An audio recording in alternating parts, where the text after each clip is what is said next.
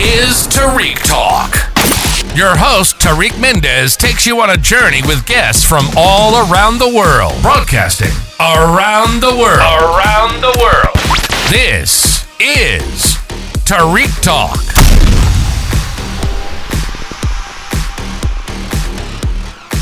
All right, guys, today I'm here at Art on Paper Fair with Pictor Gallery on booth F11. How are you today? I'm very good. How are you? Thank you so much. Good. Thank you so much for participating on the podcast. Do you want to tell us a little bit about your booth? Yes, absolutely. Well, I'm Denise Adler, and this is Pictor Gallery. We're a collective gallery in Chelsea, in the Fine Arts Building on 27th Street, 547 West 27th Street, Suite 204.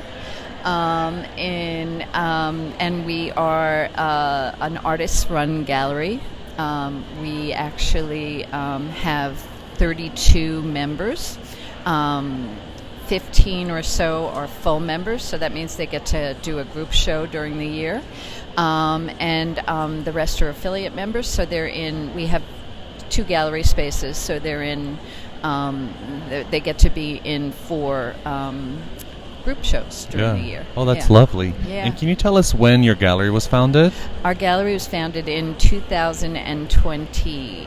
Actually, 2020, we started as an online gallery, and then we opened our physical space in May of 2021. Oh, nice. Congrats. Yeah. And is this your first time being on the Art on Paper Fair?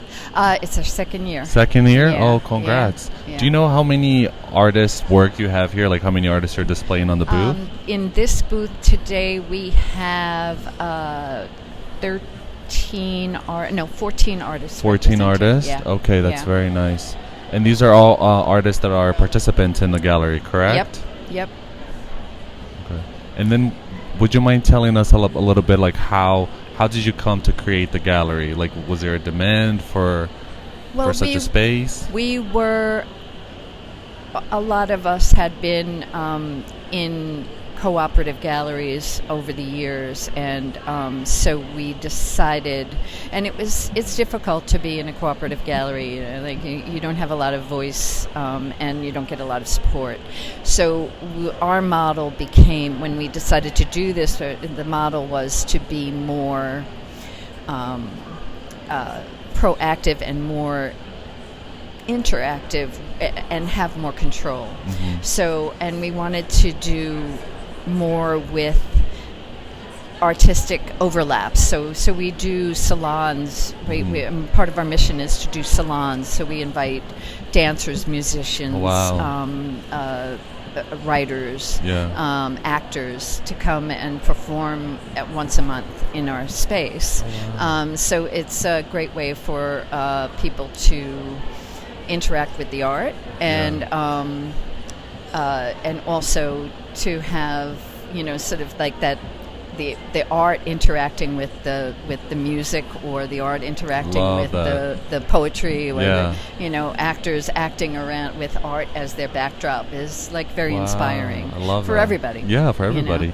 And are you an artist yourself? Yes, I am. Yeah. And are you just playing your work here at the booth? Yes, absolutely. Can you tell us a little bit about your work, and I'll make sure to share it on Instagram? I am a mixed media collage artist. Okay. And that's one of my pieces over there. Oh, wow. It's called Goddesses Only Want to Have Fun. Yeah. Or Goddesses Just Want to Have Fun, excuse me. And it's was done in 2015. Basically, I work with torn paper, photographs, and I also paint and use garbage from the street. Yeah. Oh, wow. And basically create,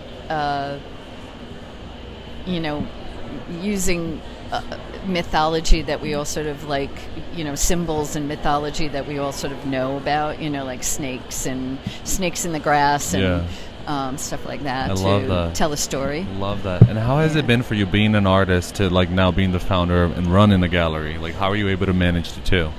It's hard. It's hard, yes, I can imagine. It's a lot of work. I guess I really like to work. Yeah. Because I, it's like it drives me. I I go to the studio when I can. My kids have told me recently that they think I'm ADHD.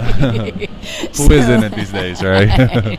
So I am, sort of like always saying, "Oh, I got to do this," and it works with this particular life that I've put myself in. Yeah, I love that. So. And how do ideas come to you? Because looking at your work, it's so creative. There's like such a wild imagination. How do ideas come to you? Well, I'm inspired by, inspired and, freaked out by the news, and the news is that we all get bombarding us all the time. So I try to use all that stuff to that I'm processing, and we're all processing constantly, and make lemonade. Oh, I love that. So literally I take the newspapers and the magazines and tear them up and reposition them to tell a story that maybe is more interesting than the one that I'm getting. Yeah, I like that. And makes some positive news out of And negative. What's your creative process like when you show up to the studio? Are you able to like get to work right away, or you need to like sit down, have a coffee, meditate a little bit? Meditate a little bit. I listen to a large selection of like world music, so like Middle Eastern music, Japanese pop, raw African pop, and try to and different things kind of inspire me. So like and like all those I'm into Jungian psychology and mythology and that kind of stuff. So I try to reprocess. I used to say that I wanted to create, like, we don't have a mythology these days. We kind of lost our mythology. We have comic books. That's the closest, right? Yeah. But that doesn't work for me. So this is my way of processing, and so I listen to that music, and it sort of inspires me. Love that. Well, Denise, it's been a pleasure. Thank you so much for being on the podcast today. And just to share one more time, it's booth F11. And can you share the Instagram again for those listening? Yes, it's at Pictor Gallery NYC. Perfect. Thank you so much, Denise. Thank you for listening to Tarik Talk. Follow Tarik Talk on all social media channels and check out the video interviews online.